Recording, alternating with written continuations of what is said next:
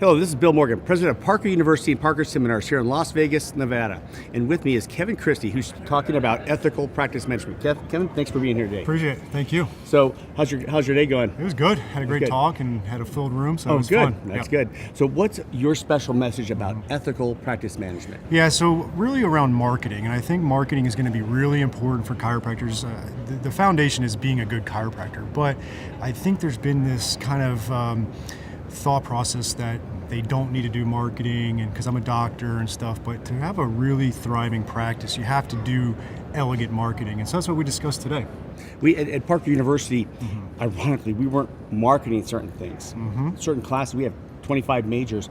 We started putting money into marketing, and guess what? Yeah, it works. Double-digit growth. Yeah. It was amazing because it was like we were kind of doing it, but when we really had a concerted effort into marketing, it was a tenfold return on our investment. It's huge, and some chiropractors, they think it's an indictment on them if they have to do marketing, and it's like, no, like you believe in what you do, you know that your community can benefit from what you do, so what's wrong with getting that message out there in a way that's congruent with your practice and obviously going to help people out. And here's the psychology of it. When you're doing well, you're like, I don't need to market.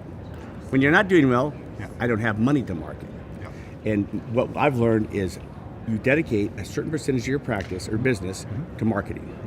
And we're good or bad. It's like Pepsi and Coca-Cola. When they're doing well, they don't stop marketing. They don't. Yeah, you don't want to turn that off, right? That hose, you wanted to keep going. Like you said, we did discuss budgeting in there. There's a certain percentage that needs to go to that. Early on, maybe in practice, you have less money, more time, you can get out kind of boots on the ground. But then as you develop and you have a thriving practice, you can then put more money into it to help support your clinic and grow it. So is this a pretty good time to market if you don't have very much money? I think it's the best time, honestly. We talked about content marketing and being useful in your community and getting good information out there that's going to help your community. You're just going to be a valuable resource. And then they're going to look to you to help solve their problems. And the way technology is now is you can actually act kind of like a big business with your marketing. Like the distribution channels out there can really get it to where, 20 years ago, print ads and television commercial and radio commercials, that was expensive. Oh, it's amazing. I remember when I came out, if you got a full page ad in the phone book, $1,000 a month. So it's $12,000 a month for a book everybody gets. It was amazing. But now you can, and we can do something called geofencing, where if you're trying to get into a particular company, you can just have, every time that person turns on the device, your clinic comes up on their device. You can make sure it's just that geographic location. Absolutely.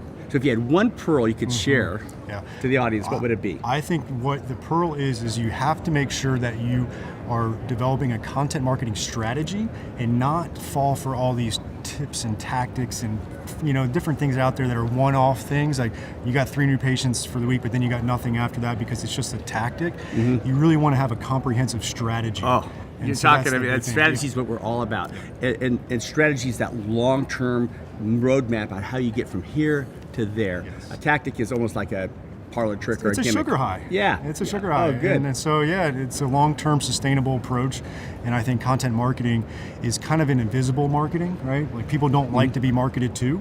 Like they want to just know that you're there, and if you're useful for them, that's what content marketing can do. And what we're doing is of course, our seminars are marketing, and we're putting on more seminars. We have a strength and performance seminar at Dallas coming up on May the 4th of this year, and then we're having a neurology seminar, not for chiropractors, but we are putting chiropractors in there to subtly show us as subject matter experts to these other crowds. That's perfect. So that way it's going to kind of bridge that gap a little bit. Well, thanks for being here. I hope we can have you return next year. Thank you. Thank you very much.